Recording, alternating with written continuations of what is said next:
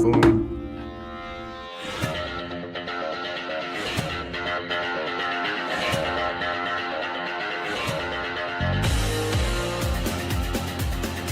Welcome to the Bleeding Burgundy Podcast, a Washington Commanders podcast for fans, by fans. With your host, Jessy, Martin. What are you talking about? You're out of your mind. John Taman. We finally got professional football back. This is going to be fun. Scott Hartley. Yeah, thanks for having me on. Max Taylor. As long as you got Jaden Daniels, you got a chance to win. Spanning the eras of Washington football. Honoring the past. Commanding the future. And now, the world's worst podcast host, John Taylor. Hey, everybody. Happy New Year. I am John Taman. I am the world's worst podcast host. However, I do make a pretty fucking cool intro, as I would like to note, as it says here in the review, one of the coolest YouTube intros that I've seen around by whoever that fucking guy was that stopped by in our chat last week. Whoever you were, man, thanks. That was awesome. Nice of you to say. Anyway, welcome to the last week of the football season. I'm in a happy mood. Max isn't here today because Max got engaged. I'm happy Max isn't here. He did. Yeah, Max got engaged. So, yeah. Congrats, Max. That's good. I'm very happy for him. So we'll get on to that whenever we get on to that. Scott is over there jerking off his friend Henry, I guess. Hey, yeah. Anyway, over here to my right, I guess, left, my right. I don't know. My resolution this year is to not learn my right from my left. We do have the top 10 resolutions from the Washington Commanders with us today. We're going to talk about NFL football games coming up this weekend. It's like preseason all over again. Yeah. We're going to try to make some picks and some parlays, but who the hell knows this weekend? But I do know somebody that does know, and if he knows where the music always goes, I'll be very happy. But there he is, Jessy Martin. Woo!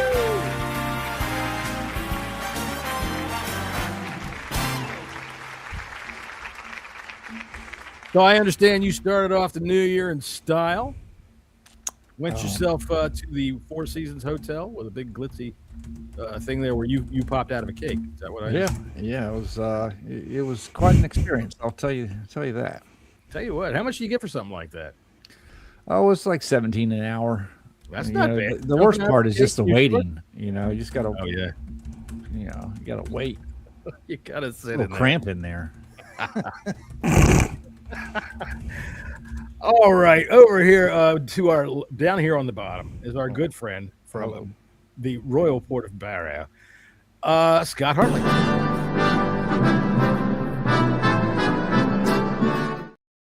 Now, Scott, I understand in the Royal Port of Barrow on New Year's Eve they always have the Burgermeister, which is you, has to go through town dressed as the New Year's baby.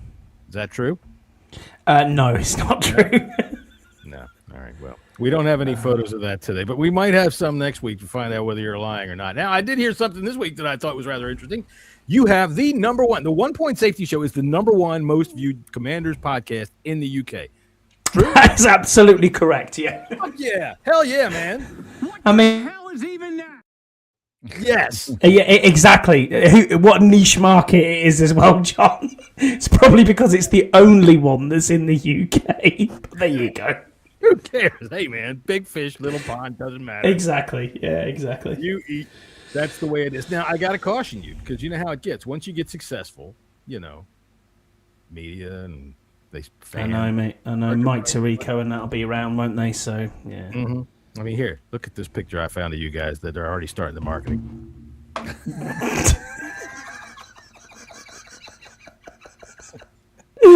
Oh. There's a fucking squirrel on fucking Scott's head. Scousey's haircut's classic. It's the fucking Wham poster That's I know. Michael. So I kind of took a guess as to At least you put me as George. I was happy. Well, with that. yeah, Happy with I that, figured yeah. you'd be the one most likely to die of AIDS from sex in a Yes, goddamn yeah. room. No, I was thinking you were more around the room if I'd be the one who'd smash my car into things. But there you go. It is what it is. All right, so there you go. I mean, just be cautious. Once you guys hit the big time, things start to that's happen. true. If he shows up with somebody named Yoko, maybe read the writing. All right, so we do have a football game this weekend, sort of. It's We do. Scrimmage. Yes, we do. We have a football game somehow this weekend. I think my favorite stupid tweet of the week was some clown from Philadelphia going, "Hey, you think the Commanders, how they going to do against our backup? Dude, what the fuck do you think we're bringing? Hey, Josh Johnson versus, what's his name, Scotty? Tanner McKee. Tanner McKee. Honestly, Tanner McKee should step out of the way and give us the Sam Howell game that we deserve. We should get Robux. I'm not saying the rest of your name. It's Robux. That's what you're getting. Oh, okay. No, we ain't saying your name, but we'll put it up here for people to read. And then if they want to say your name, that's up to them. Nice to see you. Good to meet you. Anyway, he's not Kaiser Soze, so I'm not saying his name. And I wouldn't say Kaiser Soze's name either way. And I just did twice. Scott G is here. Nice to see you, Scott. Scott says people listen so they feel smarter or not full of nonsense like Scout says. Well, if you remember. It's not full of nonsense. Who? Scout? Scout says, I mean, well, look at him. No. He definitely is the smart guy in the group here. Facts. He can tell you the difference between a 4-3 and a cover 2 concept. I could do a mock draft for you, though, Scott. That's something I can do for you. Stand him when he tells you. And I could play. I could play GM. I can fix this Commander's offense. Also, while we start, can we just have a word about the nonsense that's been going on social media between one of our old co-hosts on this show? I know Keith likes to play heel from time to time, but take it with a pinch of salt, people, please. I mean, your mock draft is not going to come. And Adam Peters is not sitting there with 4 minutes to go. Go on, you go for it. Tweet. Okay. You need the context. All right. Yeah. This is talking about. All right. So the first one was, do yourselves a favor, unfollow Hog Farmer Keith. Now, All right. I don't care who you guys follow, unfollow whoever you want to. That's your fucking business. Yeah. Okay. So a reply to this. At Von Cheese with a Z instead of an S. Says people like him. Dude, he was one of the original Von Cheese family from way back in the Prussian royalty. Way back. So Mr. Von Cheese says people like him are why I'm convinced we'll never get what we deserve. Performative ass fans, man. At least we can actually take time to fix our team in our mock drafts and give advice to the actual team in hopes they'll follow at least some of it so we can all see a good team. But nope, people like him got to start drama and put up questions about players despite all the injuries they've gone through and the fact they played good this season without those injuries. This is why we have a bad karma. This is why we can't win. We have to fix it. Gotta fix it. Nah, we do. I ain't doing this shit myself.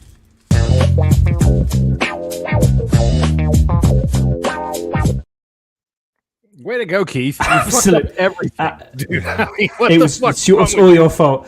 And as Scott G says here, the team depends on your mock draft. Hold on a second, John. Hold on a second. Hang on. Get a phone call. Oh. Yes, Adam. Yeah, of course. Middle linebacker, absolutely, mate. Yeah, take him at 71, no problem. Cheers. Just Adam Peters wanting my advice off my PFN mock draft there, John. You know what I mean? There you go. What an idiot. For fans to actually think that Adam Peters and company actually goes on Twitters and studies our mock drafts is probably one of the stupidest things that I've heard in a very fucking long time. Found a scout that was looking at Twitter for advice. I'd fire that motherfucker on the spot. Whoop. Exactly. Right now, I mean, there's some people out there that are pretty smart. I'm not going to sit here and crap on everybody because I get a lot of good information. I'm not a draftnik, but I watch a lot of stuff between, I guess, Monday, and March and April to see who's who and what's what. And we do have some good people that break some things down. But the team's not looking at them. And if they do, they're going to contact them, not for their draft expertise. They're going to give them, look, you're going to be out in Montana watching Boise State or something like that. And that's not going to happen either. So stop overinflating who you think you are or who you think Keith is. And I did see that thread. People were calling him a scammer. You know what? The hog farmers are not. All right. The hog farmers do good work. They do fucking great work. And I'm not going to have anybody insult them. Period. All right. If you can start a charity that does what Chris Bryant does and what Keith does, and those gentlemen do, you go right ahead, because that would make you a good person just like they are. So they give a lot of themselves. And we're going to get away from all of that because that was pretty stupid.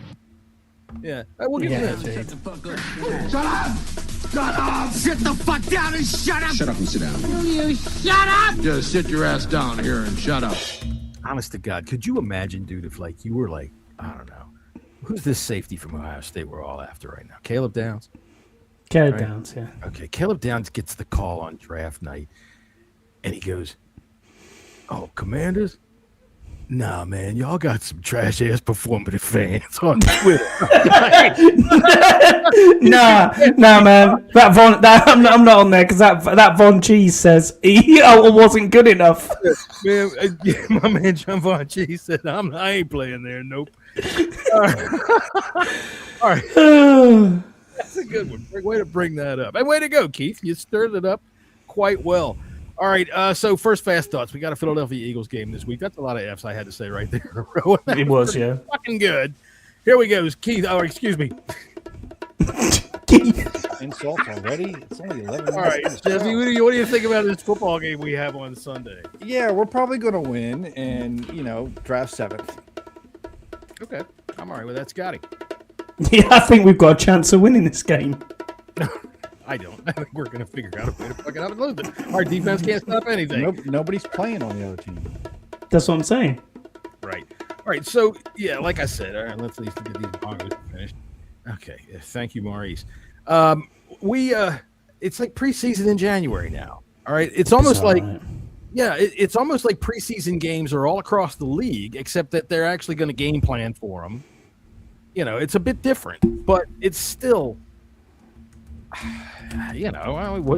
is there anything to watch for this Sunday? What are you looking for in this game on Sunday if you're going to watch it? Because, of course, we're going to watch it. I'm going to watch it. I'm addicted to the NFL just like anybody else, and I love the Commanders.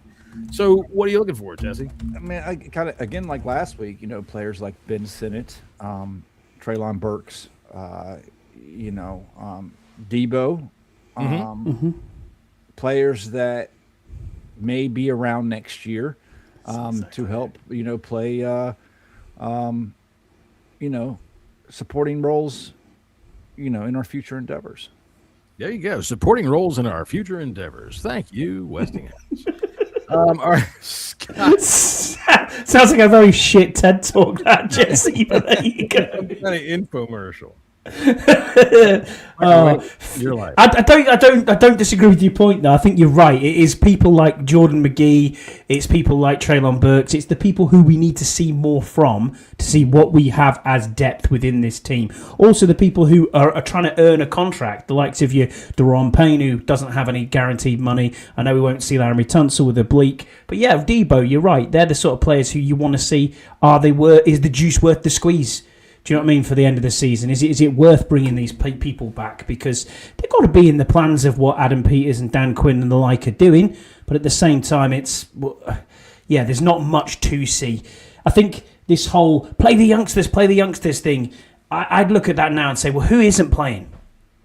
There isn't anybody who isn't playing, either due to injury or due to the fact that they're out there because they're out there. But you can't just put players into the team who aren't there. Unfortunately, we're not going to see Kane Medrano or much of him. I hope he dresses, but we're not going to see much of him out there because I just don't think he's been particularly good enough. And if you can't get in this team, I think the writing's on the wall for him next season. Well, let's talk about that for a second because I think one of that's indicative, I think, of a thing that fans do in overinflating things. Like, it's a 5th round pick. All right, he's a 5th round pick linebacker. He's a decent special teams player, All right, Yeah. he might develop into an okay role player on the defense, but if it's a 5th-round pick and we manage to get a special teams player and a role player for a few years out of it, I don't think that's a bad thing. People, that's where 90% of your special teams come from in the, like 3rd, 4th, and 5th round. So can he take over a Nick Ballore who's getting on? He's like 37 or whatever he is. Do you know what I mean? That's kind of where you want to see him. Jordan McGee was a 5th-round pick last year, wasn't he? We didn't see Yes, he was. Dick from him.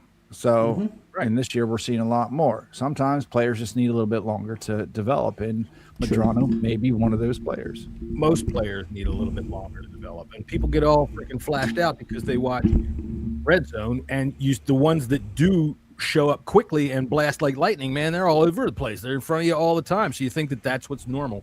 And it really isn't most of the time. So, yeah, you develop guys like that. You don't expect Kane Medrano to turn into a starter when he's a rookie.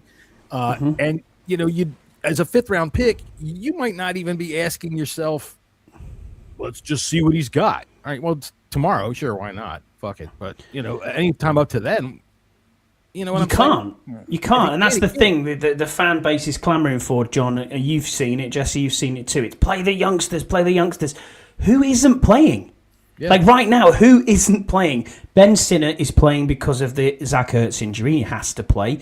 There's nobody else in this team that isn't playing. Well, I might add, too. Yeah, he is playing well. But, you know what I mean? Everyone's clamouring for seeing what McGee's like. And that's probably the biggest question mark is can someone like Jordan McGee step into the shoes of Bobby Wagner for middle linebacker? It's tough. It's a tough ask. Especially when you're looking at a brain like Bobby Wagner. I think Bobby Wagner more for his brain rather than what he actually does on the field is why he's there with that green dot. It's going to be very difficult. I don't know, Scott. Did you see that photo spread they did of him in Playman magazine? Well, on the edge of the bed. That just likes him for his brain, Jesse. That's what I'm hearing here. I do. No, it's the way. What I mean by that is it's the way of diagnosing play. When you've done it for so long and you're a surefire Hall of Famer, you know what play is coming, and it's trying to get the other people into the positions at the same time. And that's the bit that we're going to struggle with unless you bring someone in who can do that in the off season. Well, I don't think you're going to find another Hall of Famer to bring in here. And, you know, if that's the expectation, that's not going to work out. But I do think that, well, for one, we do know as a run stopper, he does. He diagnoses quickly, he fills the hole, and the guy does not go forward again once he touches him. But he's had 2 years with McGee to teach him, all right, to show him, to mentor him. And I believe in Bobby Wagner as a good mentor. He's not that kind of, you know, snobbish veteran that's not going to have anything to do with the younger players. I believe he's put him in a good position. I'm ready to say, okay, you know, let's do it. Let's make him the middle linebacker, sink or swim next year. I mean, fucking hey, we've done it with guys like fucking Cole Holcomb, for Christ's sakes. All right, we've done it with some serious bum. Let's see what we got with this guy, and not just. I think it's more than let's just see what we got, because I think we've seen what we got. I think you see him flash, man. He is fast. He does what Joe Witt said that they should do. He hits with fucking violence. He comes in violently, plays, and the guy goes down. It's not a dirty hit. It's just clean tackles. So I think he's ready. Jesse, do you think he could be ready? You think we should go with that, or do you think it's still going to be a need? I think it's – I don't know if middle linebacker is going to be a need, but I think linebacker itself as a whole is going to be a need. Always keep going, you know? Linebackers. You always stock linebackers. Yeah, I'm not sure the future of Luvu. I think he was only signed for 2 years, I believe. So his contract. He's got one more year at the end of this year. Does he have one more year? Yeah, he does. Yeah. Great year last year, and the year this year, next year. Okay, let's see what you can do. So I also think a lot has to do with whoever the play caller is going to be next year, whoever Dan Quinn brings in, and what kind of defense they want to run. Because the defense that they're running right now, you know, they don't have the players to run it. Okay. Well, they don't have pass rush. They don't have. You know, if you don't have a pass rush, you need to have sticky man corners, and we don't have that right now. Even if you do, you're not surviving long. The NFL is not set up for you to be able to defend in the back end. You can only do it for so long. And when I say so long, that's like 3.5 seconds. You've got to get to the quarterback in the backfield. And huge. I would say middle linebacker is a need as Jordan may be better as a weak side linebacker, says Scott G. Could be. Couldn't agree more, Scott, and that's exactly why I would target someone like Lloyd from the Jags, who will be on the open market. And again, we have to look at it's about depth, isn't it? That's the thing that's hurt us this year. Is we haven't had necessarily outside of our starters.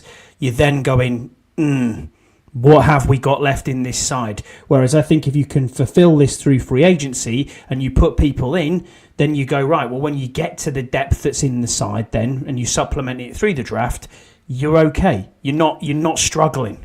Whereas at the moment it's like, damn, we are struggling when you're picking people off the street like River Craycraft and Chris Moore.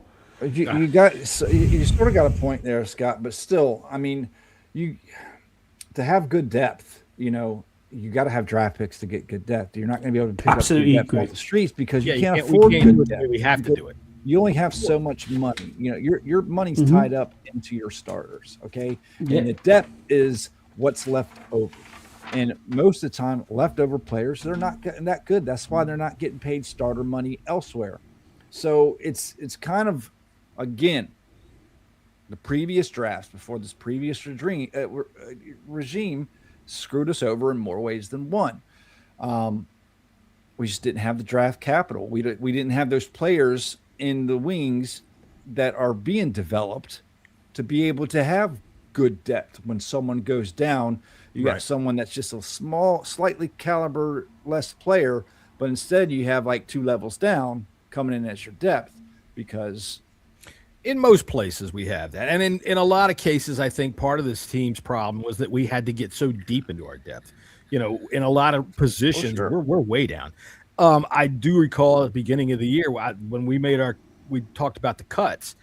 That was my chief concern. Holy crap, we're going to be very thin. If something happens, especially at wide receivers, where I was really bitching about it, if something happens there, we're just going to be shit out of luck.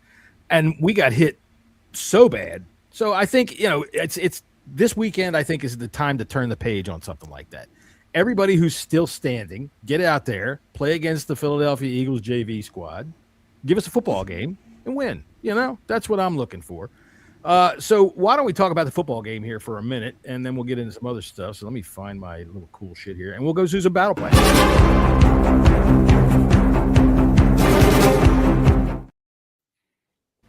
All right, Jesse, what do we got to do to win this football game? This fucking game. Is this fucking list? I hate even asking you that question for this game. What do we got to do to win this game? Who knows? Not fuck up. I think if Josh Johnson plays like he did, against Dallas, I think we got a good chance to win this game. Be smart with the football. Don't put it in harm's way, and fucking run Bill. Right. Hi, Jason. How are you? Anyway, that's an interesting picture of your dog you've got there, Jason. It looks like a hostage. I'm hoping I gotta get a drink. Asking us to send out any kind of ransom notes for that stupid mutt you just kidnapped. Anyway, I forgot what you were talking about, Jesse. Jesse left. He just said he's just going to go get a drink. He was saying he just got to make sure that Josh Johnson doesn't f up and that we stick to a time of possession and a game plan. And I agree with him. If he plays like he did last time out, Josh Johnson, we should be okay. Don't turn the ball over and play this game. Just time of possession. We've lost time of possession so many times this year. Yep. It's been ridiculous. Yeah. So, yeah. Well, for me, go on, that's John. something I want to talk about in a little bit. As soon as we finish with this here game, we're going to talk about that in a minute. Yeah. But all right, for me,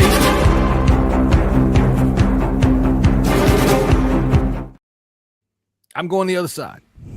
Make a stop. Make their punter come onto the fucking field. Let's learn his goddamn name. Let's see who he is. Make him kick the ball, I don't know, twice. How about that? Can we force 2 punts? I know that's asking a lot, but I think if we can do that, we have a better than even chance of winning because we can't do that very often. Jesse, you think we're going to win? I do. Probably, yeah. You think it's because our backups have been playing all season and there's yes, I do. I think Jesse's nailed it. I think they will not be a competitive team because they'll have had no reps together, whereas we've had 3, 4, 5 weeks of reps with this. You know, right. Josh has been running scout team, but he'll have had 2 weeks worth of reps now, so we're ahead of the curve in that respect. And I think we've still got talent here. Debo's going to play. Terry's still there. Burks is still there. Offensively, I think we're okay. It's just as you said, John, it's what can we do defensively to stop the Eagles? We just have to make a stop. I mean, all three of us were in the group chat, and Max as well, watching the game together, and we were both so surprised when we saw a punter. It was like, holy shit, this is a punter. What's going on? I want to see if we're allowed to have a safety run out there with one of those like tire strip things that they throw out in front of fucking bank robbers that are trying to run out of things. Throw it out there or something to see if we can slow up a fucking wide receiver. I think Debo's going to have a big game. He's going to be highly motivated. He's got I think it's like $450,000 on the line. He needs 93 yards. I'm just going to put it out there. Use that prop bets. There's a lot of players. We'll run down it once we pick games. I got some. I will share them with y'all. But there's a lot of players that are going for incentives this week. So normally quarterbacks like to try to get them for their guys. So look, I like listening to the Ross Tucker gambling podcast. Right, I think it's all right. But the guy that's on there, that's Steve Fezzik. Guy with the bad lisp or the bad, everything's bad about his lisp there, says that he's doing this thing called a big salami over, where what it basically is it totals every game, right? And the over-under is something like, 430 or something like that. And it's the total of every game.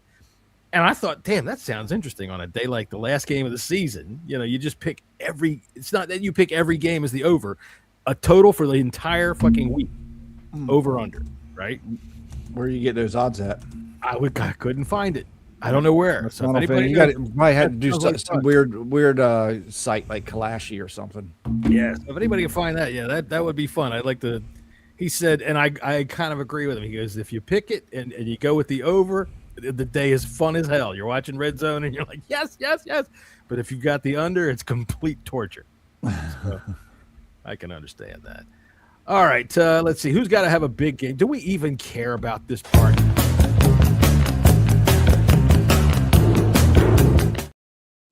I mean, who's got to have a big game? Are y'all talking about Daron Payne in the chat?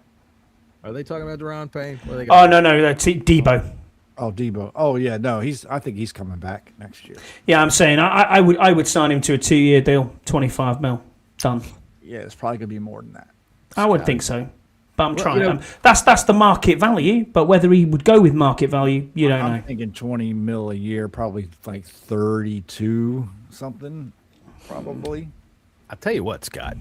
You've got a lot of smarts when it comes to this, but you're wasting your time here because, as you recall, this podcast was the home of a trash ass fucking performative fan, and that's Adam Peters is never going to listen to you on this podcast because of that.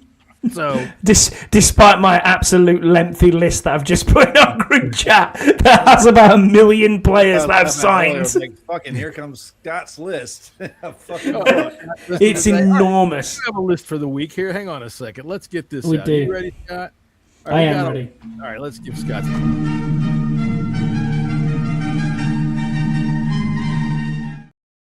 This one's very interesting. Go ahead.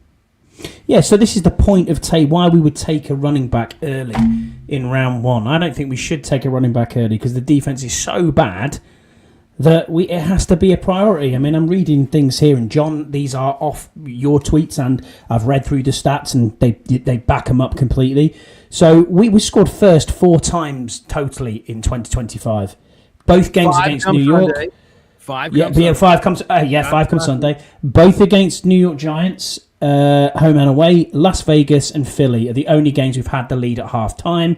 Opponents have scored first in 12 games, down. Hang on a minute. Hang on a minute. Hold up. So in this season, we have scored first against the 2 teams that are vying for the first pick in the draft and the Super Bowl champion. Exactly. Fucking A. Nothing like a little bit of contrast there. And then that's one of my points. Like, I don't care if we pick defense or offense in the first round. I want an impact player immediately. Correct. I don't care if it's offense. I don't care if it's defense. The reason that safety isn't an impact player, or a offensive lineman isn't an impact player. I want someone that's going to impact right the fucking away. Right. Well, let me get through these. Let me get through these stats because these are ridiculous. Let me give you a little backup on this because a lot of talk in the last 2 weeks has been about this Notre Dame running back, and a lot of people fan base are enamored with him, thinking, "Wow, could you imagine Jaden with this?" I'd love him. Dude, to have a run game, you have to have a defense. I mean, if you're going to play ball control football, you have to have a defense, and we just don't. We'll get. I mean, people disagree. They say, "Oh no, you control the clock." Yeah, know what? You're going to control the clock.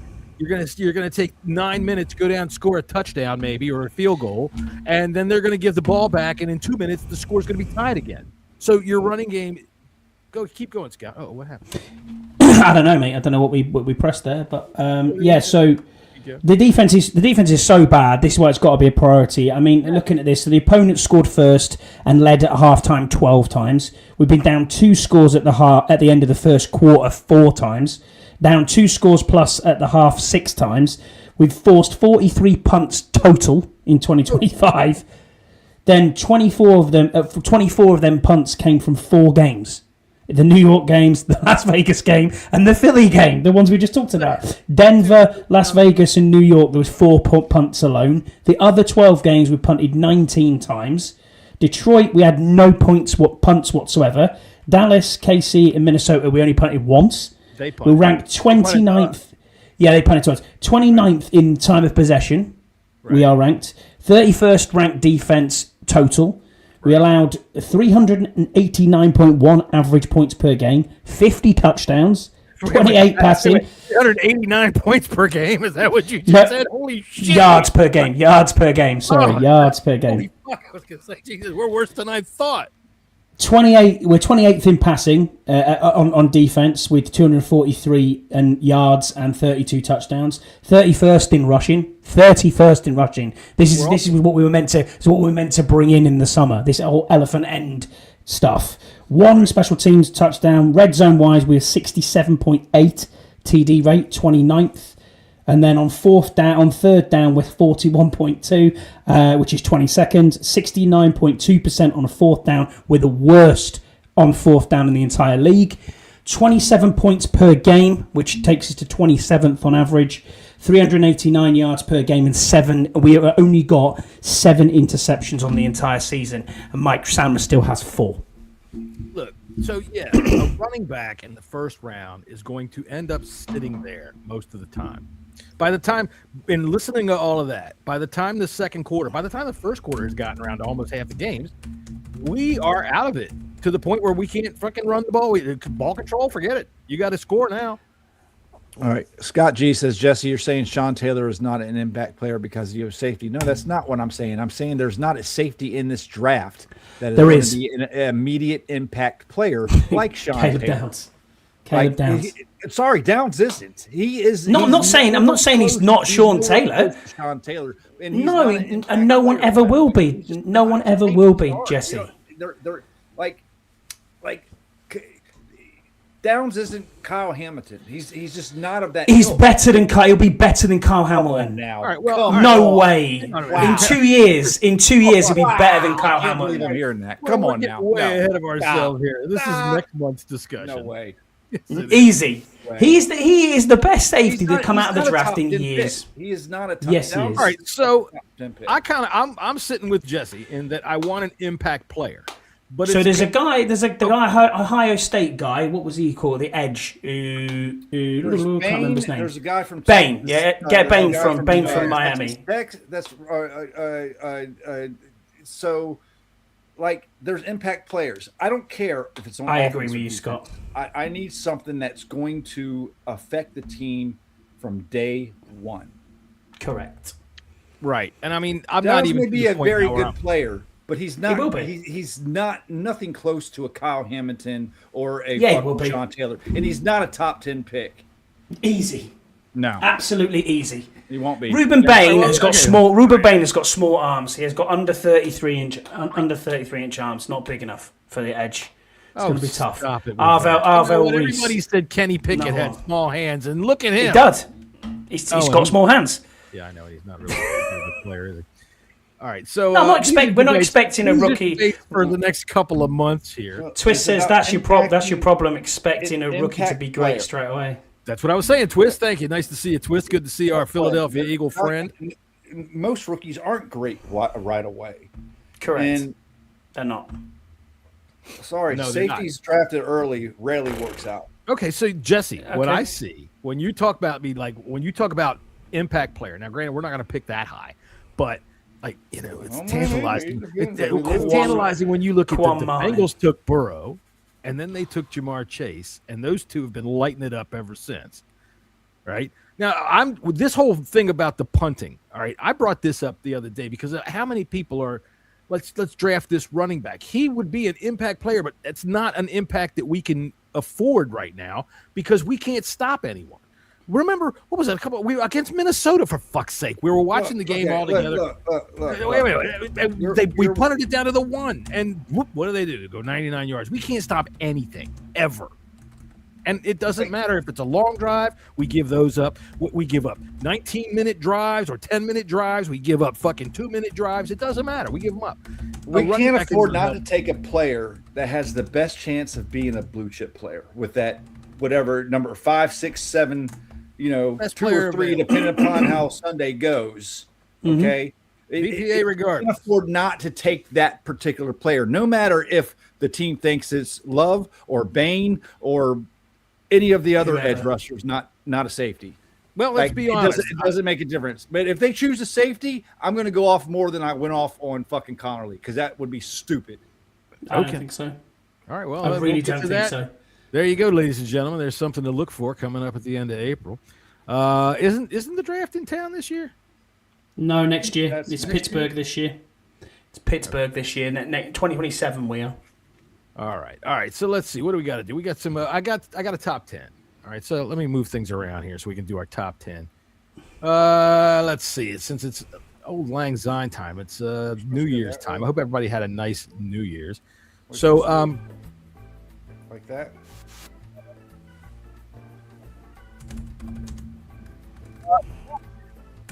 Through or am I swimming? You're swimming. You were swimming a little bit, yeah.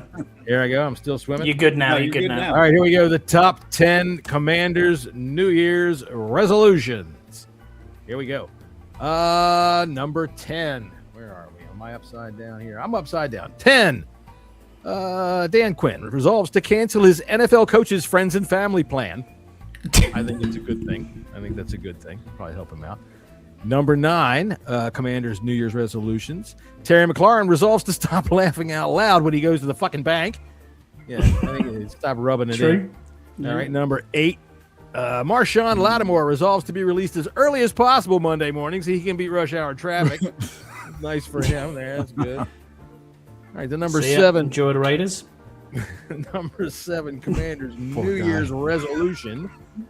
Noah Brown resolves to donate himself to medical science before April. Well, I think that they can to find out why he's so fragile. I know. This dude's made of glass. All right, the number 6, Commanders' New Year's resolution. Josh Johnson resolves to finally buy that 2019 Corolla. Number 5, Commanders' resolutions. Chris Moore resolves to work hard to become a starting wide receiver for the Montreal Alouettes. Oh, that's the Canadian Football League, Scott. You ever watch Canadian football? No. Oh, dude, you pop it up on YouTube one time and watch it. All the wide receivers are allowed to start running for the. I mean, they start like 10 yards deep, and they all start running for the line of scrimmage before the play starts, and they're off. The field is bigger, but they only have 4 downs to get a touchdown. Or it's fucking weird. And Montreal Alouettes have a hard time because. Of course, it's weird, John. It's Canada. There's people in there who think they're fucking French. Montreal Alouettes, they get called for false start all the time because the quarterback gets up there and goes, bounce it, and the fucking guys, everybody jumps. You said huh. You said huh. All right, the number 4, Commanders' New Year's resolution. Sam Hartman resolves to listen to his mother and talk to his Uncle Sid about becoming a furniture salesman. probably a good plan for him. No, he's got a model contract lineup, hasn't he? All right, number 3, Commanders' New Year's resolution. Adam Peters resolves to stop using sexy seniors dating apps to find free agents. Good idea. The number 2, and by the way, I'm not on there, so stop looking. Number 2 of our Commanders' New Year's resolutions, Quan Martin resolves to be the best damn line cook the Popeyes Corporation has ever seen. Hope so. The number 1, of course, my favorite Commanders' New Year's resolution, Jaden Daniels resolves to lead the Commanders to the Super Bowl before we're all dead and gone. Let's do it. Sir. Love There it. you go. There you go. All right, so we're just going to jump right into some football games here. This game is one of the best games of the weekend. And It is indeed. When it comes to betting, I just can't with these two. Let me turn off this fucking goofy. Yeah, we got the Panthers at the Bucks. This is for the NFC South title, correct? It is. Yeah, it is. Yeah. Before this, I want to answer this for Twiz. Yes, our O line is set. Yes. Yeah. So Both we bookend do tackles. have a good O line. Depth All right. is good as well.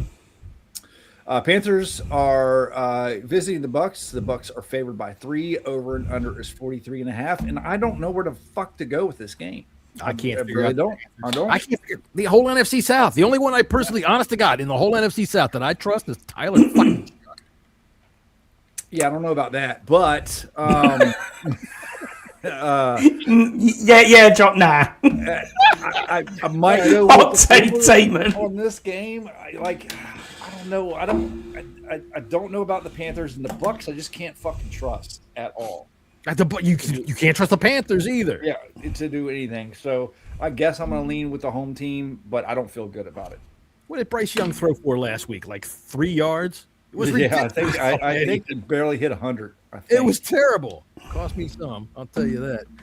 Scotty, what do you got on this game? Because this is where I got my parlay today. Yeah, well, give me the Panthers. I think the Panthers is going to win this. I mean, that ship that's in the side of the Bucs Stadium's taking on water at the moment. But Baker Mayfield struggling big time, not finding Mike Evans doing anything at all. Chris Godwin's done okay the last few weeks, but yeah, I don't know why. I just think the Panthers will win this game.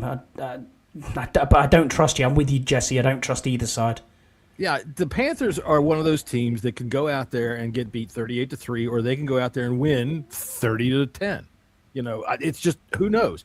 But I'm going to take my stab at it. Here is John's. Somebody's got to step up and win this fucking thing. Overs for the week from this game. I'm being very conservative here. Baker Mayfield 175 yards passing. Baker Mayfield 15 yards rushing.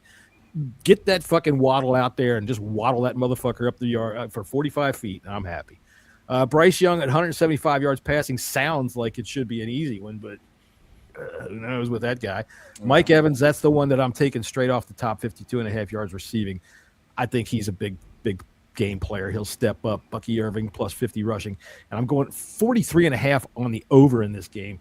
I still can't tell you who I'm going to pick.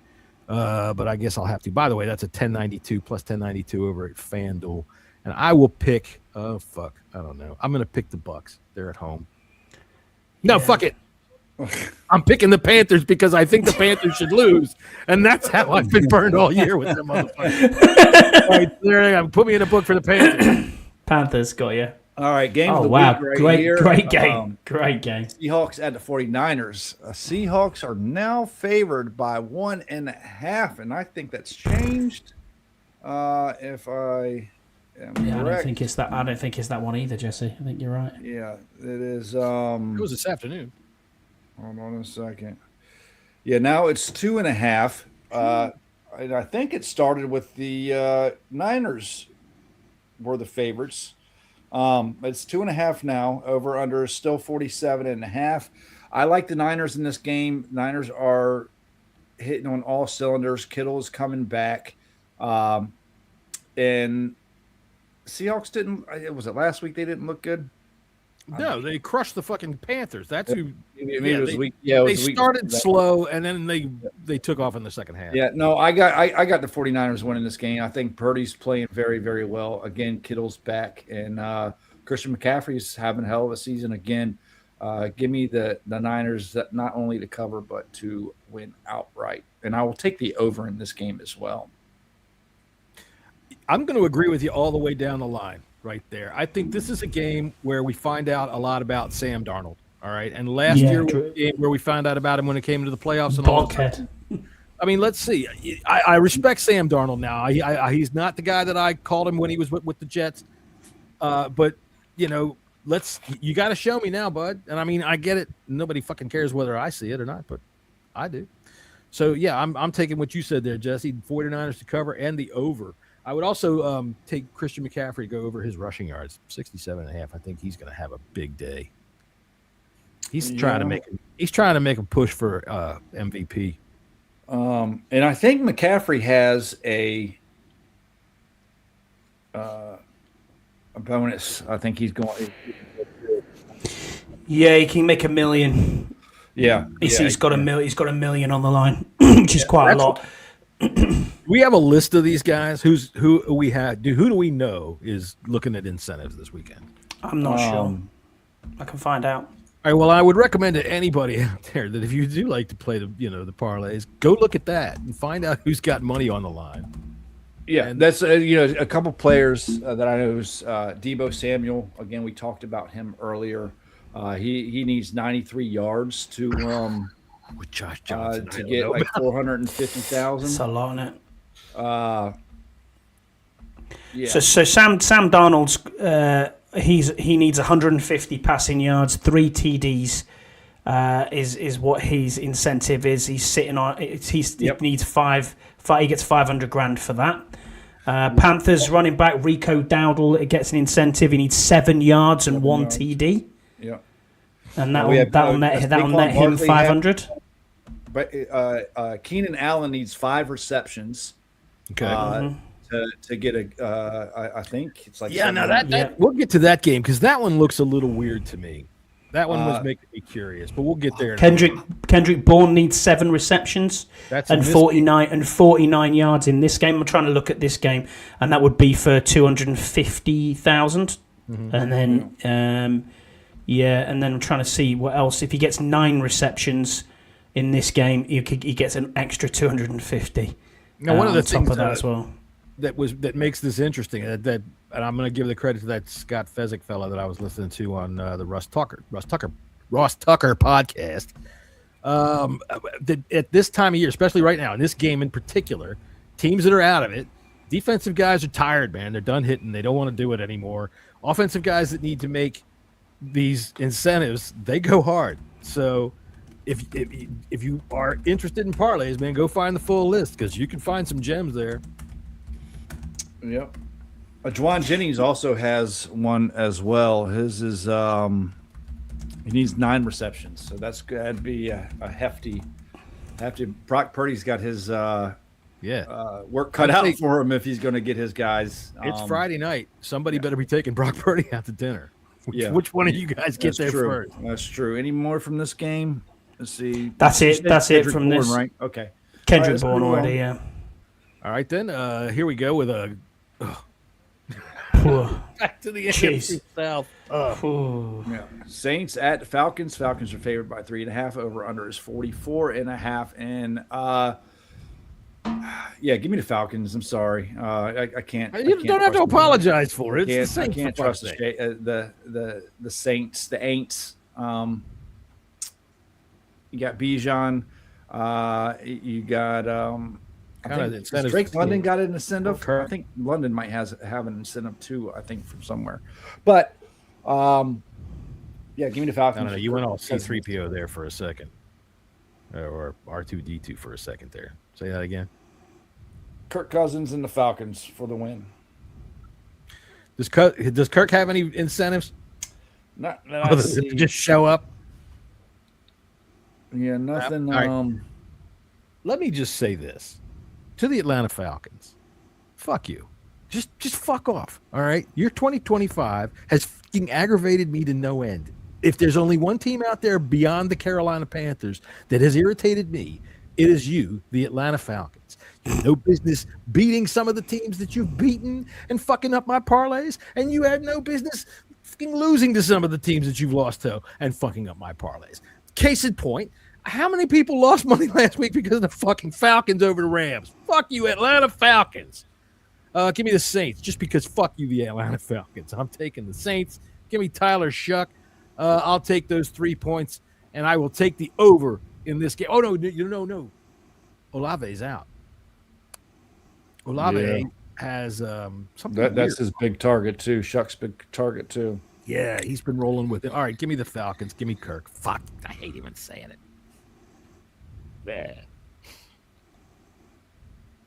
Yeah, give me the Falcons too. I'll take the Falcons on this one. I just think Bijan Robinson, that's part of my parlay. I think he's going to have a good day against. So this is the pisser of the week, as we call it. So Christian McCaffrey is over 67 and a half. 67 and a half. Yeah, sorry, it's a bit small. Bijan Robinson, anytime touchdown. Exactly right, Jesse. Jamar Chase, anytime touchdown. The Texans minus 10.5 taking. I'm laying them points. A Woody Marks anytime touchdown and a Derrick Henry anytime touchdown will give you 2,638 over at FanDuel. And I was one away on the piss of the week from this week, which was the Bills. Let me down big time, unfortunately. But, yeah, I got two big ones last week, and then I was one away on a couple. That really. So how was your gambling? I mean, that's a great night for you at the bar, but moving along. Oh God, the Giants. Oh, can you imagine? Fantastic game right here. We have the Cowboys at the Giants. Cowboys are favored by 3.5. Twiz still here? I don't think anybody's still here. right. Yeah, good. Twiz and I and all of us, we're just going to sit here and fucking say fuck both of these teams for just a minute. Fuck both of these teams. Yeah, fuck them. I guess who's the backup? Cowboys backup quarterback.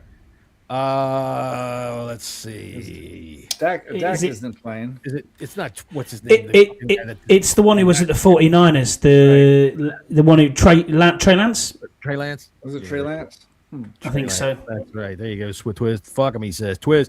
We will get to this game. That's looking like a good game. Any chance that overrated coach gets? They don't fire anybody. The Giants. I'm going to say the Giants win this game. What? What's the difference? Who cares? Is Dak actually playing, or do we not? If Dak's playing, then I'm picking the Cowboys, but I don't think Dak is playing because the line should be a lot more if he was. Yeah, very true. But the over/under is really high. No wait, Trey Lance is with the Chargers. It's not. It's Joe Milton. Joe Milton is the backup QB. Joe Milton, who can throw the ball a country mile, but can't find anybody with it. That's it. Yeah. You know, is Dak? Is this real? Is Dak playing? Because if Dak's playing, I'm taking the Cowboys, and it should be like 4 or 5.5. If Dak's, I've not heard that Dak is. Trey Lance is with the Chargers. Thank you, Scott G. Yeah, I don't know who's playing here, but if it's Joe Milton, I'll take the Giants because the Giants will be with starting Dart. So yeah.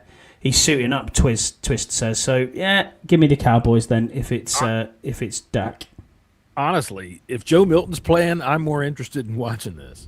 Yeah. I got more interested in watching it if Joe Milton's playing. I want to go back to the Cowboys Buccaneers game real quick. Sterling Shepard needs one catch and 29 yards to get like $350,000. Really? So he needs. All right. Sterling Shepard. I'm going to have to add something to that later on. That's a good one. Yeah, Sterling Shepard. So one catch, and that will do $125,000 payout, and then 29 yards will give another $125,000 payout. That's cool.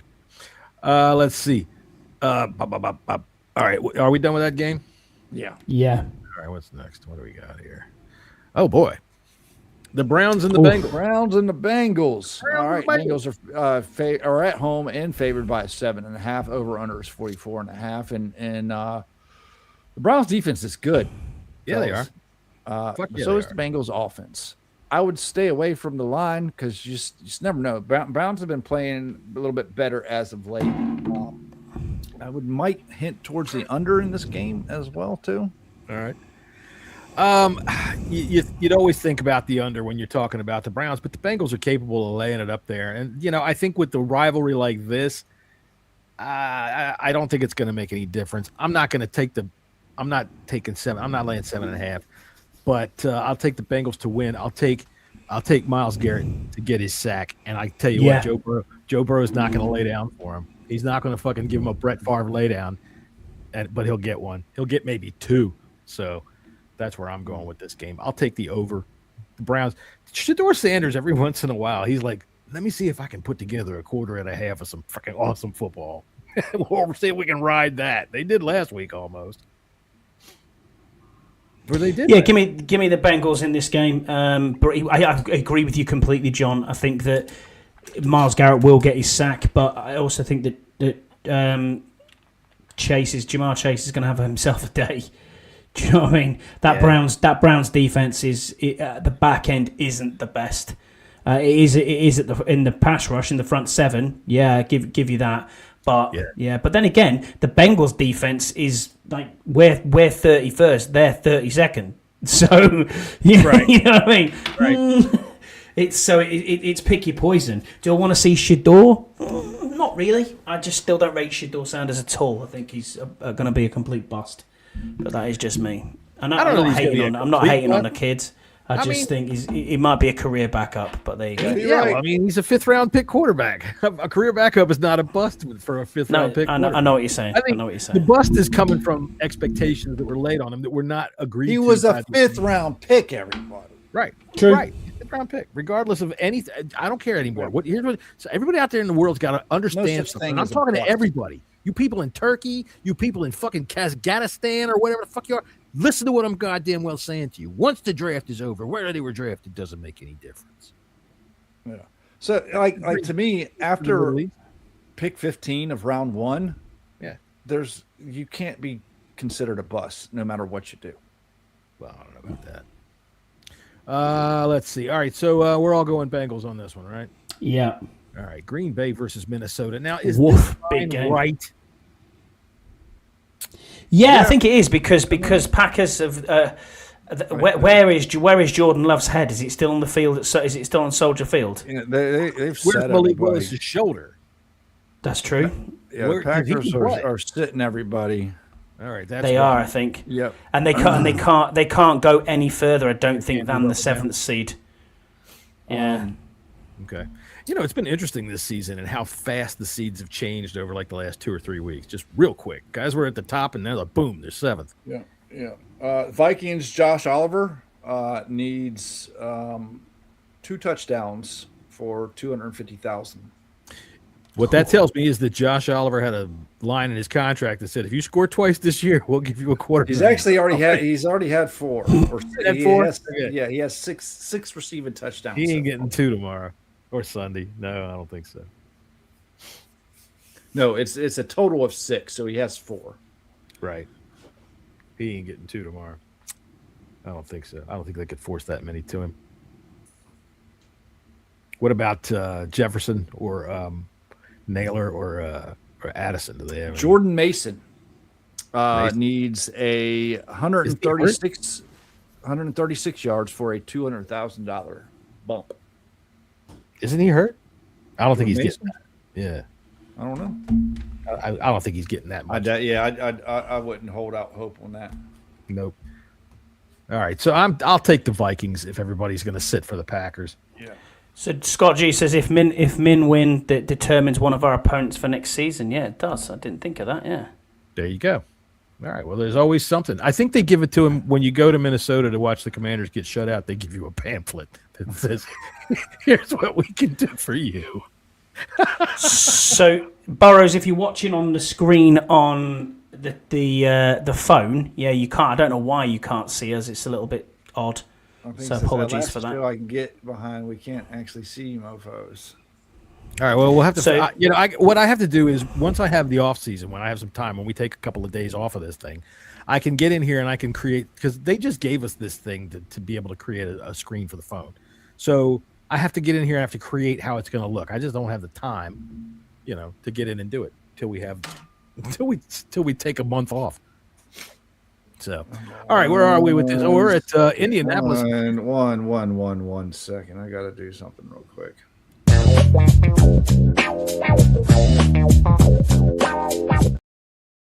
There we go. Who is Dick of the Week? No, me. Oh, it's because he can't see us. Oh. All right, well. All right, Colts at the Texans. The Texans are favored by 10.5. Over under is 38.5. And who is under center for the Colts this week? Because Rivers is done. It's their third stringer. Leonard, is that what he's called? Kenny Olsen. Jimmy Olsen. I thought you said Kenny. I was like, who Kenny Olsen is. Well, yeah, I'm taking the Texans. Probably laying those points too. Easy. Easy. Nick Chubb has 94 yards. Has a Chubb. Needs 94 yards. And I think that is it from this game. It's Riley Leonard. This is interesting because they've got the Texans favored by 10.5, but the over/under is only 38.5. So they're looking at the Texans winning this game like 28-3. I agree. They're just gonna smush the Colts, and it's unfortunate because Jonathan Taylor deserved a better end of this season. Sure. And I hate to say those words because I never say those words. You don't deserve anything unless you fucking earn it, and that's that. But I do like Jonathan Taylor. Listen, let's face the fact, and I can't believe I'm saying this. When Daniel Jones went down, that ruined their season. Oh yeah, because it was off to a promising start, and they were really, really good. And listen, Philip Rivers came in and did a really good job. Their just opponents were pretty fucking good too. They were also on a bit of a slide when Jones was. Well, he broke his leg and was playing on a broken leg. Even before he broke his leg, they were starting to figure him out, and they were starting to figure them out somewhat. They were. I don't know that they would have been the first seed or anything like that, but they were definitely probably a wild card team this year. The Texans, on the other hand, are looking very freaking strong. You need defense in January. You need defense in the postseason. They got it, and I think they're going in strong. I agree. I think the Texans. Give me the Texans minus the 10.5. It's part of my parlay. I think they've got one of the best defenses in football. And as you said, going into January playoff football, that's what you need. You know what? Going back to the Seahawks, too, I forgot to mention that DeMarcus Lawrence needs 2 sacks. Who does? DeMarcus Lawrence get $500K. Oof. Yeah. I forgot what I was thinking about. Oh, while I'm thinking about it, you people that are out there, that they look at things like, and they say things like, oh, look at the Texans. They've got a defensive coach. They're not inept. Okay, all things are not equal. DeMeco Ryans players too. Yeah, they've got good players, and I would say that when it comes to coaching a defense, DeMeco Ryans is better at it than Dan Quinn. All right, not everything is equal. So what are we doing now? John, I don't know what the hell happened there. I have no idea what's going on with that thing. So I'm all right. Next game. All right, what do we got? Where are we? I'm lost. What am I doing at? There we go. New. All right, we got the Titans at the Jaguars. That's right. Scott's gonna get some butt play bowl. I'm not. Jesus Christ. Jags are favored by minus 12.5. 12.5. That's a big. Over under is 47.5. Give me the Jags to win the game, but listen, I like Cam Ward. He's playing better and better each week. They got some pieces. I do have your big same game easy money parlay at 2307. We have Trevor Lawrence. This is all alt. 225 passing yards and 2 passing touchdowns. Jacoby Myers, 50 receiving yards and 4 receptions. Brendan Strange, 25 receiving yards and 3 receptions.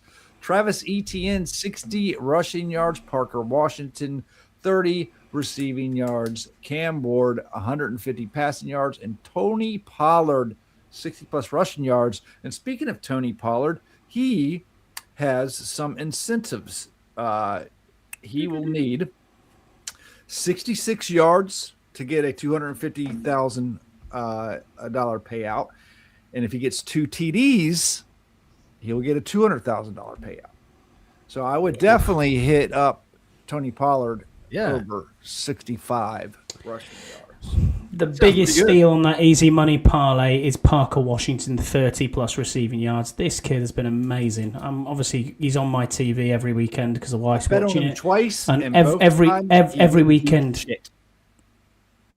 I watch him every week. I think he's great. If he was a free agent, I'd want to sign him. I think he's really good. Every time I don't. I do, you're right. I don't. He goes off, but every time I do put him in there, he doesn't do shit. Maybe, so I'm hoping this is going to change it a little bit.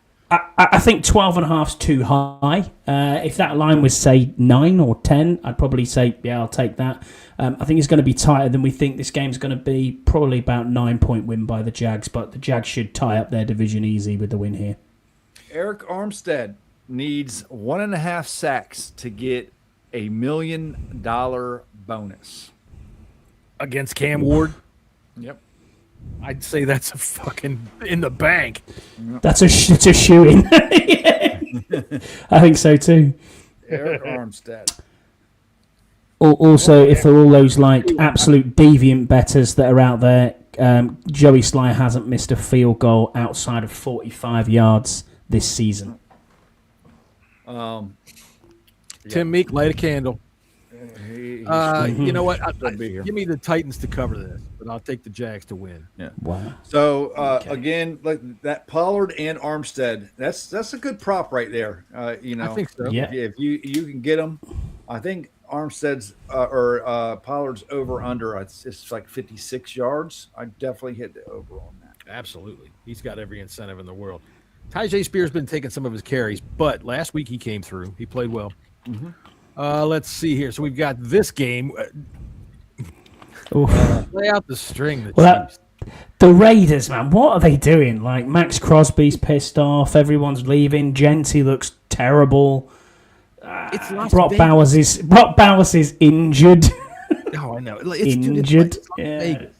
What they do sometimes, the NFL, that makes no sense whatsoever, is that they'll put a team in a place where they really want to establish themselves that can't draw 100 people.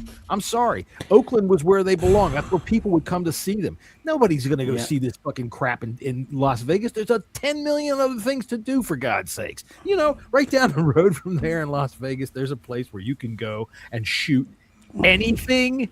You want to shoot a fucking goddamn rocket launcher? You want to shoot a Claymore off? You want to shoot anything, dude? A fucking anti-tank weapon? Go in this place, you spend your money, out on the range, whammo, you can shoot anything. Or you can go watch the Raiders.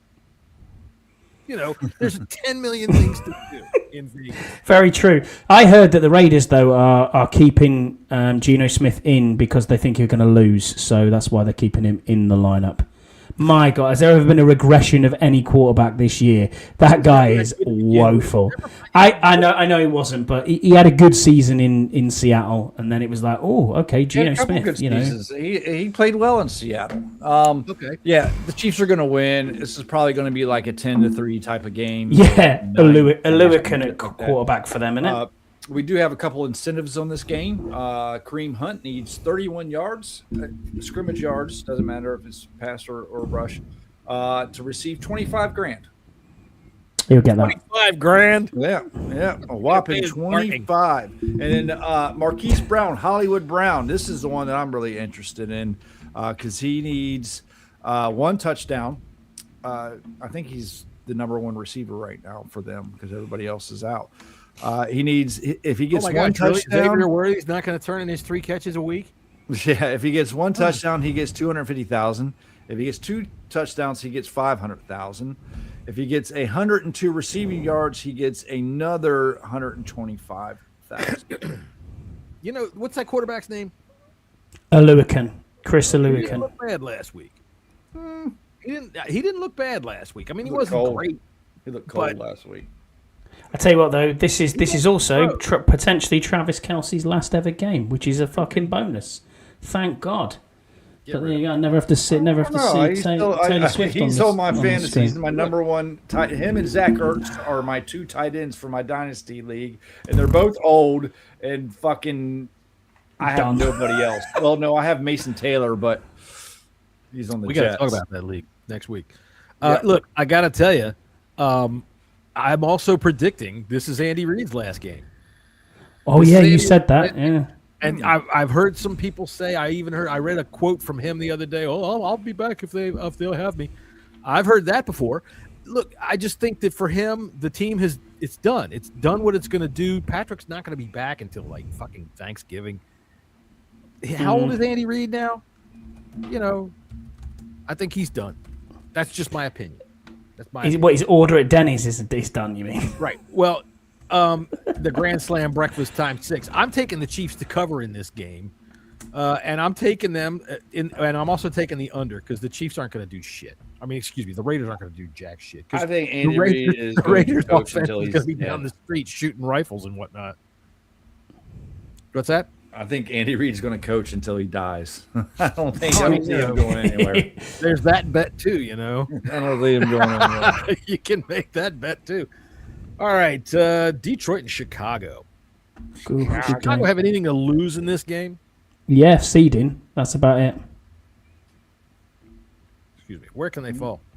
They can fall to 6, I think. I'm taking the Lions in this game, guys. Really? Imagine that. Jesse loves the Lions. No, it's because the Bears. I'm not a believer in the Bears at all. Yeah, you're not. They've gotten a lucky all year around, and I think the Lions is going to want it because they're out. Unless the Lions sit a whole bunch of players, I think if they're full strength, I think the Lions are going to be too much for the Bears. I'm going to take the Bears. It's outside. It's the Lions. I think they're not used to. Well, this is the Detroit Lions. They are used to it, having the U-Hauls packed and ready to go by the end of this game. This team, this Lions, they're not used to it. They probably have a lot of bitterness in their throat about it, and they're probably going to be just a little bit mopey out there on the field, and it's going to be fucking cold. And I'm taking the Bears. The Bears can run up the score, and I think that they're going to. I'll take the Bears, lay that 3 points, and I'll take the over in this game. I haven't seen the rushing totals for DeAndre Swift, but I probably, if it's anywhere around 55, I'd love it as an over. Yeah, give me the Bears in this game. I just think the Lions, I don't know what they are. Jared Goff was woeful like last week and the week before. I just think, what are you doing? They've really shit the bed, and I just think that this will affect them quite hard, especially with Dan Campbell. I just think the Bears will grind a win out here. It'll be close, but I think the Bears will grind a win out. See, I like Dan Campbell, and I think he's going to go into this game like he's going to have his guys prepared. He always does. They got a sour taste in their mouth because they lost to them last time, and I think they just want to punish the Bears a little bit before they go, take them down a peg before they go into the playoffs. All right, well, that'll be fun to watch. Now another weird line. Well, not really a weird line, just a very high line with a very low over/under. Are the Chargers sitting everybody? Can they move up or down? The Chargers are. There's talks about sitting Herbert. It's not 100% yet. But it looks like it is, especially with this line. If Herbert was playing, if they were playing full strength, then I think the Chargers would probably be the favorite, to be honest with you. Favorite in Denver? I don't know about that. I'd still take the Broncos, but I think it would be probably down close to about 5.5. Anybody that's thinking about taking any lines this weekend, you should always just wait until like 1:45, 10 minutes till kickoff. Take a look at them then, see what it looks like, because you'll have more information then. Because this one, I wouldn't touch it with a 10-foot pole, because I don't know what the hell's going to happen in this game. If you've got Herbert playing and the Chargers go out there full strength against the Broncos, 37.5. You kidding me? That would be a steal. Yeah, Denver is playing for number one seed, right? Yeah. Mm-hmm. What I will, put a prop on is Keenan Allen. He needs 2 touchdowns for 250, but even easier to get. He needs 6 catches for $750K. That'll pay for that hair transplant he's been looking at. And he got 7 catches the first time that they played. So I think that's a good bet right there. All right. Let's see who else we got next. We have the Arizona Cardinals and the LA Rams. The Rams, who shit the bed last week.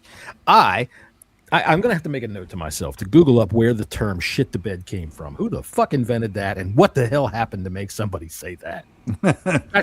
Somebody took a dump in the bed.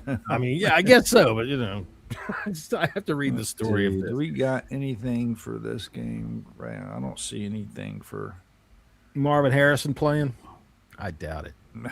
Even if he was, he disappears. Yeah. Yeah, it does. I don't know. Jacoby, I don't trust Jacoby Brissett to. But he'll throw his arm off. Yeah.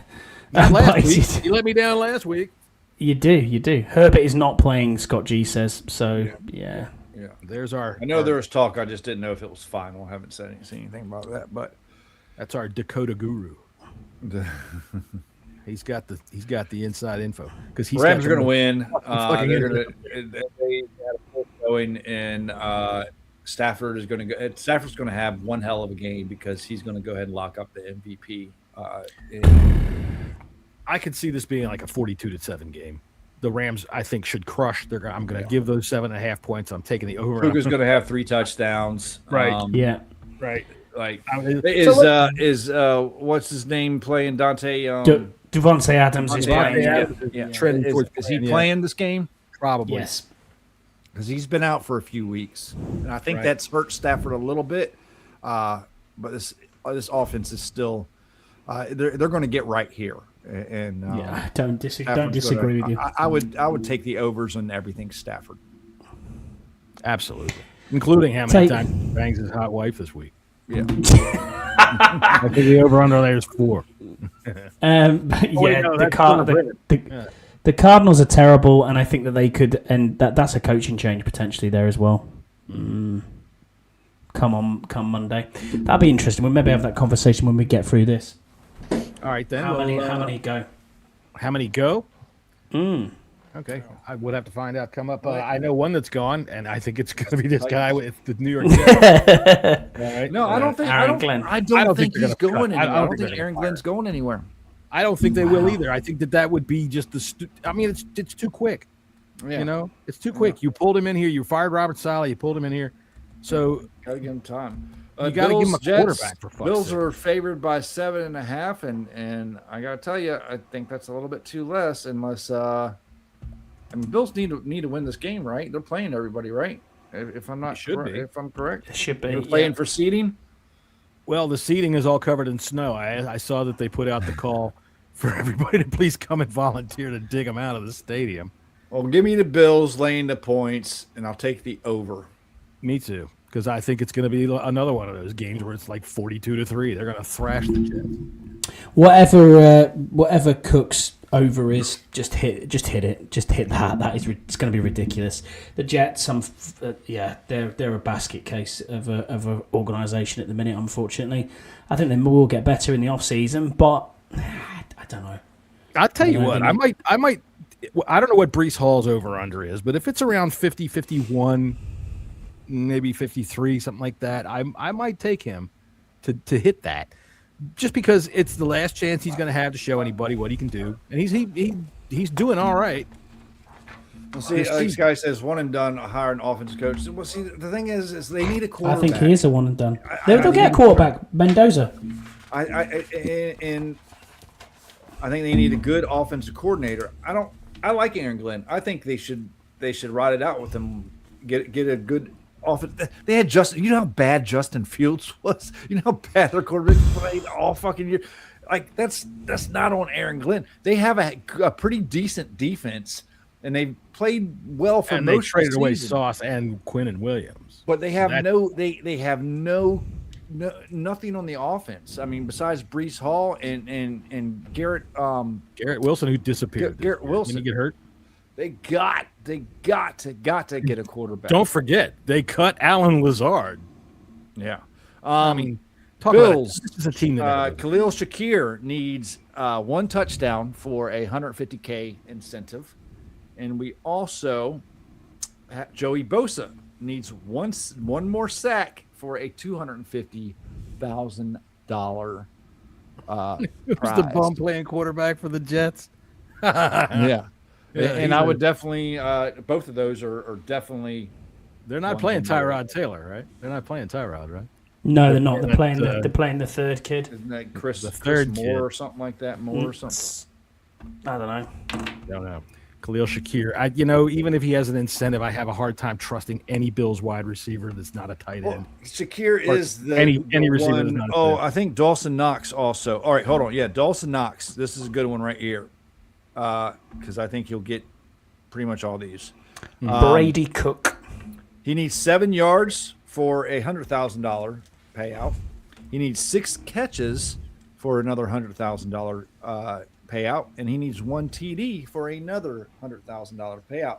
And I will bet that he gets all 3, because Kincaid, I don't think is playing. It's Brady Cook is the Jets. Never trust a man with 2 last names. Yeah. Nah, you name your kid Brady, you just set him up for me to just look at him side eye. What's the matter with you? Anyway, he's quarterback for the Jets, so you see how far he's gotten in life. Let's see. Oh, the game of the week. Back to the Rams. I think Tyler Higbee is coming back this week.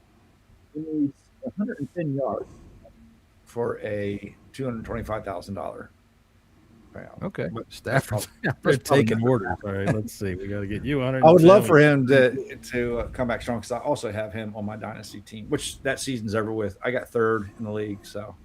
Yay. All right, our good friend Twisted Jigga wanted to know, what in the hell are they going to fire this overrated coach in Pittsburgh once he loses this game to the Ravens? And no, they don't fire anybody. They never fire anybody. I'd think that they would probably take him somewhere into Ireland and bury him on the moors. I thought he did relatively well with Aaron Rodgers and under center, so they did better than I thought they were going to do. I thought this was going to be a losing season for the Steelers. I really did. I thought so too. I thought that Aaron Rodgers would just kind of fizzle out, but he's played pretty well. Their defense has played pretty well. They've stepped up in big situations, but not this game. I'm taking the Ravens. I'm going to lay those points. I'm going to take the over when it's come down to it. When the Ravens got their back up against the wall, they come away with a win. And I agree with Twist right there when he says I wouldn't waste a high pick on a quarterback this year. You're right, because we agree about this all the time. But guess what? It's the one thing the NFL does not fucking learn from. And year in and year out, there's going to be a team that's going to take a quarterback when it's not worth the pick. Yeah, you know who it is? It's the Jets. The Jets or the Raiders. Or that's right. Or the Giants. The Browns. The Browns just picks all the fucking quarterbacks. I'm in Shador's corner, man. Let's go. Give me the Ravens for this game, John. I think that Derek Henry's going to run wild on the Steelers. Yeah, see, no, I'm going Steelers in this game. I don't trust the Ravens right now. I think they'll win the division if they pull this out. Yeah. This game is for the division. This game is for the division. Yeah. Lamar hasn't been Lamar. He's hurt. He's got a bad back. Bring in Snoop, then. I think the Steelers are going to win this game. Steelers defense is played pretty damn well. I know. Tell you what, King Henry is on a fucking tear. He is on a tear. What did he have last week? Like 565 yards. What about before that? He's been shit. Well, no, he hasn't been shit. He hadn't been his normal self in parts of the season. Yeah, well, but I think talk to my bets, I've wasted. I think even if Lamar is not having his normal Lamar night, he can just turn around and hand it to Henry, and he's got. And I mean, what's that other guy's name that they've? The Steelers are pretty good against the run. Ali is the backup. That guy's got some flash, man. The running back. So yeah, I'm taking the Ravens in this game. All right, and that brings us to the game of the week, and this is why our good friend Twist has stuck around to find out just what we think about the Commanders and the Eagles shaping up on Sunday afternoon for a big game that looks like a JV match. All right, so here's who's definitely out for the Eagles, right? I've got it. I've got the injury report here. I'm sorry. I jumped the gun, Scott. Dude, you're stepping into the cage there. Stepping on his toes. Come on, man. Get back from the right line. So I got. How do you pronounce this? Jihad Campbell. He did dab me up actually at the draft. So not Jihad Campbell. That's a totally different thing. For all intents and purposes, we'll call him Jihad. Jihad, yeah. Jihad Campbell. But he's got a back and shoulder injury, but he was limited and then full. Jalen Carter, Nakobe Dean, Dallas Goedert, Lane Johnson, and Jalen Phillips are all out for this game. So is the Marcus Eagles side. You missed one, bub. Damn. On our side, Bill has an illness on Thursday, but he's full now. Marcus Mariota out. Tunsil out. Wagner had a knee stroke, non-injury related practice, so he didn't practice on Thursday. He was full on Friday. Jaden Daniels is obviously out. Nick Ballore is full with his concussion. George Fant's knee was full. Deron Payne has full with his back. Burks has got illness. He came up on the injury report today. Bit of a strange one. Coleman with the knee injury today. He came up on there as well. He was limited. And then obviously the other news was Tyler Biadasz, or Badass, however you want to pronounce him. He has gone to IR with a knee injury, and we have signed Julian Good Jones from the practice squad. They were even saying that Coleman was taking snaps at center as well. Yeah, Algretti came in, didn't he? And was our centre. Wow, Twist says Jihad is our terrorist. Actually, do you know what? Really nice guy. Met him at the draft, and he had a smart suit on as well. I enjoyed seeing his suit. Went to a shit team. Sorry, Twist. All right, so incentives for Commanders. This is a good one. 800 yards. 800 yards away. Deebo Samuel is 93 yards away for $200K. I thought someone needed to get 800 yards. Then wow, that's the total. That's if you reach 800 yards, that's what he gets. So he's 93 yards away. I think that it's going to be a stretch, but I think he's going to get it. I really do. That's $200K, and then he also needs 2 receiving TDs. Now, if you put those bets together, if you get 2 receiving TDs and 95 yards, that is like a 674 bet right there. And 10 catches as well for $200,000 for Deebo. You said how many catches? 10? He's got 3 incentives here. Thank you to Scott G, who's just put us on. He says Deebo Samuel 93 yards is for $450K, 10 catches for $200K, 2 touchdowns for $250K. All right, I got $200K for 93 yards, but it could be right. And then we have another Von Miller needs 1 sack to hit 10. I'm sorry, to hit 9. $500K. He's going to want that. Oh, yeah. He's going to get it. All right. This is where Tanner McKee goes off big time and they end up like fucking 40 points up at the end of the third quarter. Well, I'll tell you what. I'm picking the Eagles to win because I have no faith in the Commanders. I'm sorry, I just don't. I like our offense. I think our offense will be all right in this game. I like what Bill. I want to see what Bill can do. I want to see how he's going to play. I want to see Burks play. I want to see Sennett play.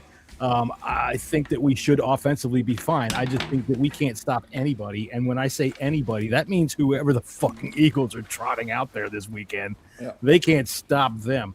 I would like to put this to Twist. Dude, we found video of you. Ever heard of the Super Bowl champions, the Eagles from Philadelphia?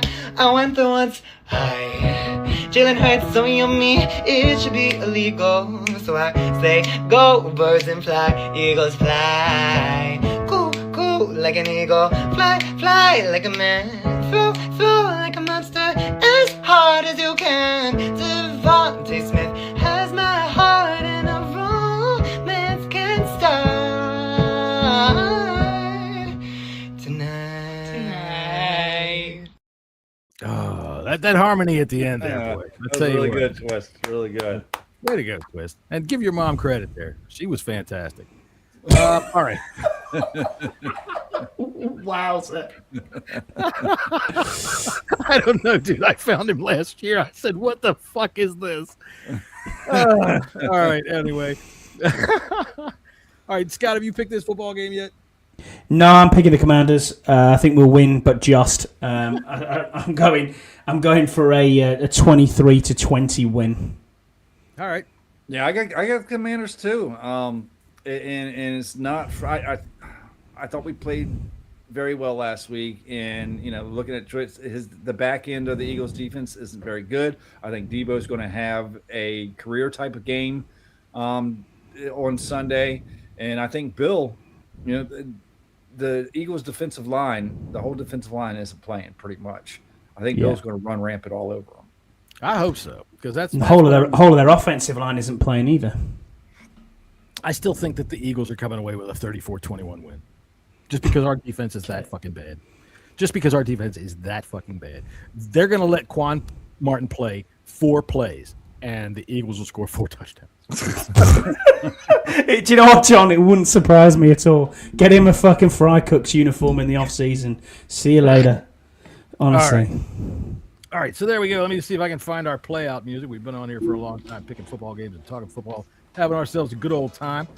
Thank you very much. Some Eagles fans are smart. Right? They see that Jalen Hurts isn't as what he's cracked up to be.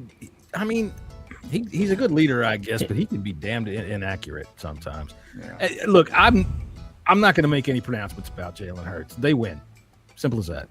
Right? Until somebody knocks him off, they're the champs. They surrounded him with everything that any team could want. You can't say enough about what their GM has done for that team. Hang on a second. We're glitching here. So there we go. And I don't even know what the fuck that is. So there we go. That's what we're supposed to look like as we're coming out of this show. So once again, thanks for everybody showing up. Hey, man, Happy New Year. Thanks for everybody that joined us this year. We had a lot of people that did join on this year. We, I think, added, I think, I'm not so good at math, but I think we added something like 9,000% in terms of listenership. 987 new subscribers. Yeah, that's it. Yeah. Well done. There you go. That's pretty good. And we do have a co-host of the biggest podcast, Washington Commanders podcast in England. There he is down there, Scott and Scouse, the 1.6 show. All right, everybody. We're going to watch some football on Sunday. We're going to watch a couple of games tomorrow night, and then we will come back here on Tuesday to wrap it all up and give you what we're going to. We got Saturday games. Okay. There's 2 games. We've got Saturday games tomorrow. Panthers and Bucks are at 4:30. The NFL's not wasting any time getting this one started. So they want us to ignore all of the other fucking trash ass games that they've got to max out around these other 4 games that are going to be worthwhile. All right. So until Tuesday, man, we'll see everybody. Be cool. Have a good time. Take it easy. We're out.